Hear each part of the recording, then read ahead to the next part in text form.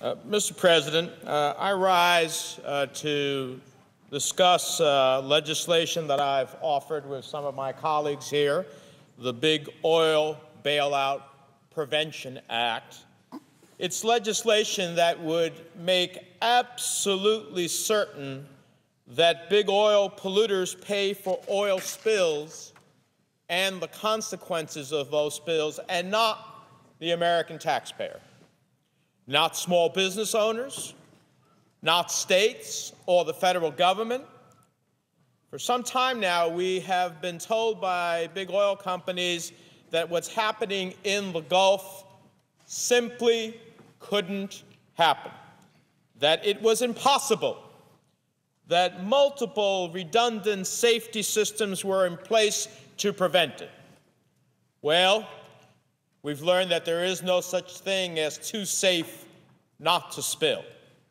Supposedly, the unthinkable has happened, and not only that, but it has happened before. Just last year in Australia, the Montara oil spill began on August 21st. By some estimates, the spill sent over 80,000 gallons of oil a day into the waters off the coast of Australia. And it was months before they could staunch the flow of oil, and it resulted in one of the largest environmental disasters in Australian history. We should have learned from that experience. But no, we have the challenge before the nation today. In comparison, the deep water well that is leaking in the Gulf is sending nearly 210,000 gallons of oil a day into the Gulf. Over twice the flow from the Australian spill, several million gallons already. And just like the Australian spill, it could take months to drill the relief well. 2 disasters in 1 year. Yet big oil companies say over and over again that the technology was simply so safe a spill like this could never happen. The reality is much different than industry claims. There simply is no safety system too safe to fail, and no rig that is too safe not to spill. There is no doubt that the damages that will be caused by this spill will be enormous. Unfortunately, federal law sets a $75 million limit on how much an oil company has to pay for damages. Not the cleanup, that they clearly going to have to pay, but for the damages. So BP would not have to pay more than a total of $75 million to small businesses for lost revenues from fishing, tourism, damage to the environment, the coastline, or the lost tax revenues of state and local governments.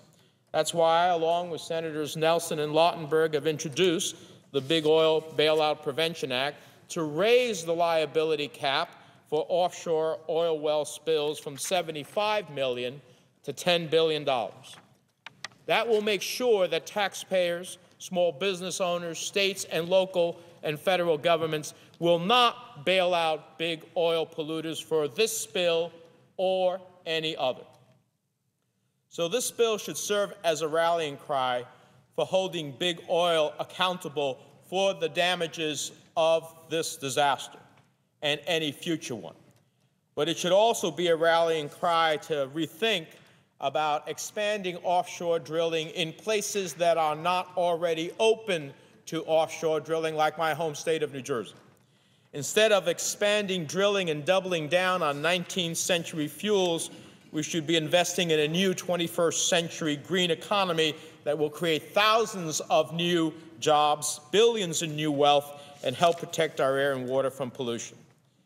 We'll revisit that debate soon enough, but for now, I think we should all be able to agree that when an oil company causes damage by spilling oil into American waters, the oil company bears the responsibility to pay for the damage that it caused. My mom taught me growing up that when you mess up, you clean up, and you're responsible for it.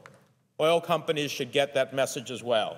This will help make Gulf communities whole, and it will provide a stronger safety net for our communities along places like the New Jersey shore who are looking warily at plans for future drilling along the East Coast. In view of the fierce urgency of now, there's harm already being levied upon these communities, commercial fishermen, tourism, and others. And because $75 million cap is less than $1 a day of BP profits, I ask unanimous consent that the Environment and Public Works Committee be discharged from further consideration of S. 3305, the Big Oil Bailout Prevention Liability Act of 2010, and that the Senate proceed to its consideration, that the bill be read 3 times, pass, and the motion to reconsider be laid upon the table. Is there objection? Mr. President. Senator from Alaska. Mr. President, reserving the right to object.